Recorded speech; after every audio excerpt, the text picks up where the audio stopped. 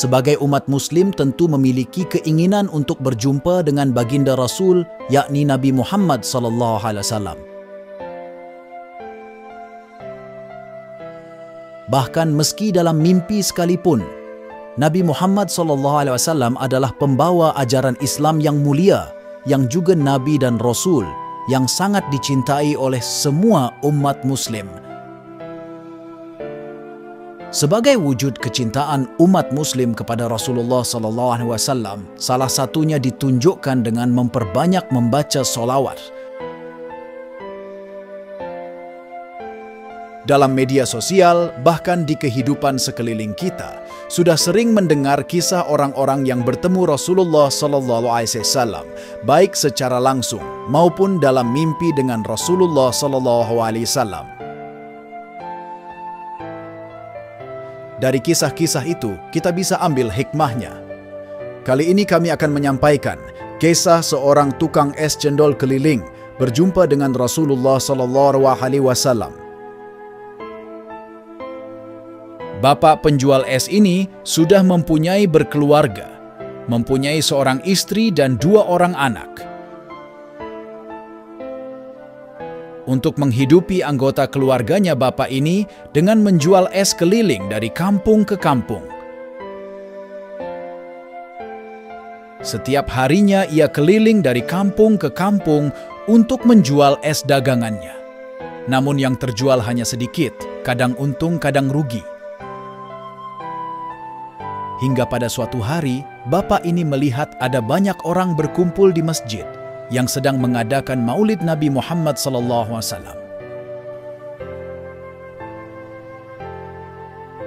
Tanpa pikir panjang, dia putuskan untuk berdagang di sekitar masjid tersebut, dengan harapan dagangannya laris terjual.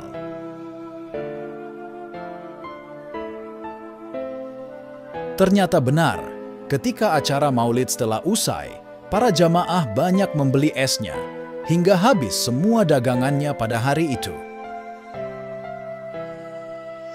Pada keesokan harinya, dia keliling kampung lagi untuk mencari tempat di mana yang mengadakan maulid Nabi Muhammad SAW.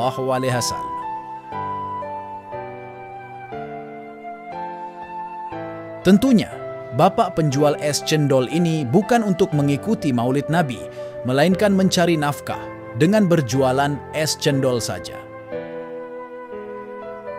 Pada keesokan harinya, dia keliling kampung lagi untuk mencari tempat di mana yang mengadakan maulid Nabi Muhammad SAW.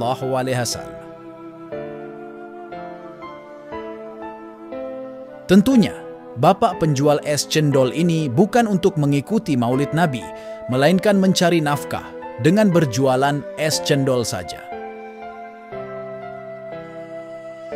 Setiap ada acara maulid Nabi Muhammad SAW di sekitar kampungnya, ia selalu berjualan es. Lagi-lagi para jamaah pun membeli esnya hingga habis terjual, dan begitu terus pada hari-hari berikutnya.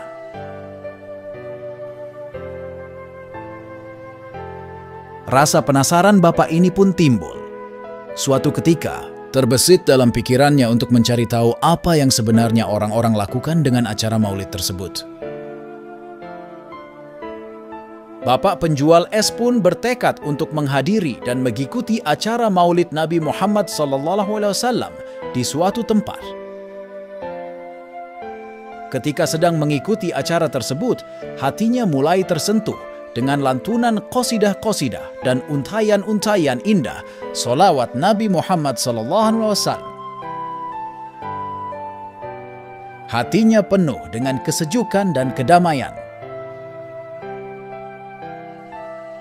Keesokan harinya, bapak penjual es keliling kampung lagi dengan niat bukan untuk berjualan es, namun ingin menghadiri di mana tempat yang mengadakan acara maulid Nabi Muhammad SAW dan begitu seterusnya.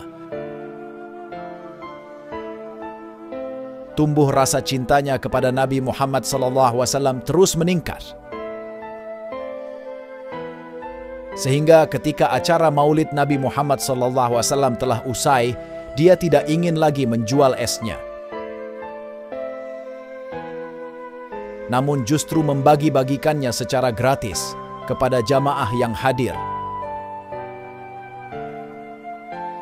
Setiap hari ia mencari tempat yang mengadakan Maulid Nabi dan membagi-bagikan dagangannya kepada jamaah secara gratis dan begitu seterusnya. Pada suatu hari, ada salah satu jamaah yang bertanya kepada penjual es tersebut, "Wahai penjual es, kenapa engkau membagi-bagikan daganganmu secara cuma-cuma seperti ini? Apakah engkau tidak rugi?" tanya salah satu jamaah. "Aku ingin menghormati para tamu Rasulullah SAW. Namun aku hanyalah penjual es sehingga aku bagi-bagikan semua es yang aku punya ini," kata penjual es cendol tersebut. Seiring berjalannya waktu, di dalam hatinya ia terbesit niat ingin mengadakan Maulid Nabi di rumahnya di tahun depan. Dia pun semangat berdagang dan keuntungannya dibagi dua, yang setengah untuk perputaran modal dan yang lainnya disisihkan untuk persiapan acara Maulid tahun depan.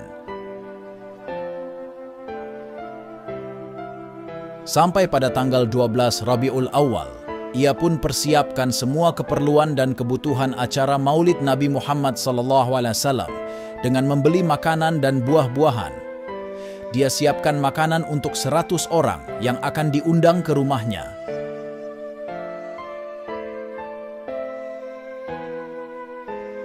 Setelah persiapan selesai, sore harinya setelah salat Asyar, ia pun keliling ke rumah tetangganya, door to door mendatanginya, untuk menyebarkan undangan maulid yang akan diadakan di rumahnya setelah waktu Isya. Tetangganya mulai ada keraguan tentang undangan dari si penjual es, melihat latar belakang ekonominya yang hanyalah penjual es. Dengan sabar, dia menunggu para jamaah untuk hadir di rumahnya, namun belum juga ada yang datang. Waktu pun bergulir, sudah menunjukkan pukul 9 malam. Satu jamaah pun belum juga ada yang hadir. Hingga pukul 11 malam. Kemudian ia putuskan untuk mengadakan Maulid Nabi bersama keluarganya saja, yaitu satu istri dan 2 anaknya. Ia pun mengambil pembacaan kitab Maulid bersama keluarganya saja. Walaupun tanpa kehadiran jamaah, acara Maulid Nabi sangat hikmah.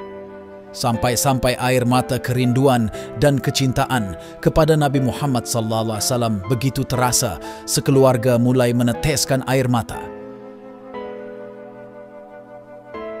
Tiba-tiba dikejutkan dengan kehadiran segerombolan manusia ke rumahnya dengan pakaian putih, bersorban putih, dan berbaris. Kemudian terlihat dari ujung jalan ada sosok seorang yang sangat berkarisma dan berwibawa dan memancarkan cahaya dari wajahnya menuju penjual es tersebut. "Siapa engkau, wahai Tuan? Aku belum pernah melihat engkau. Apakah engkau warga baru di sini?" tanya penjual es cendol.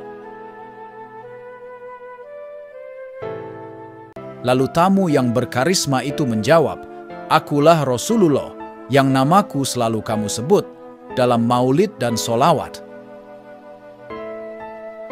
Hatimu selalu menyebut namaku dimanapun dan kapanpun. Kerinduanmu padaku membuat kamu cinta kepadaku," kata tamu itu. Kemudian tukang es tersebut tersadar bahwa tamunya itu adalah baginda Nabi Muhammad SAW. Selesai acara tersebut, penjual es itu menjadi sangat rindu kepada Rasulullah SAW. Ketika ia meninggal dunia, ia pun terus bersalawat kepada Rasulullah SAW. Dia juga berwasiat kepada anak istrinya memperbanyak solawat dan untuk mengadakan Maulid Nabi Muhammad SAW setiap tahun di rumahnya. Itulah kisah penjual es cendol yang bertemu dengan Nabi Muhammad SAW.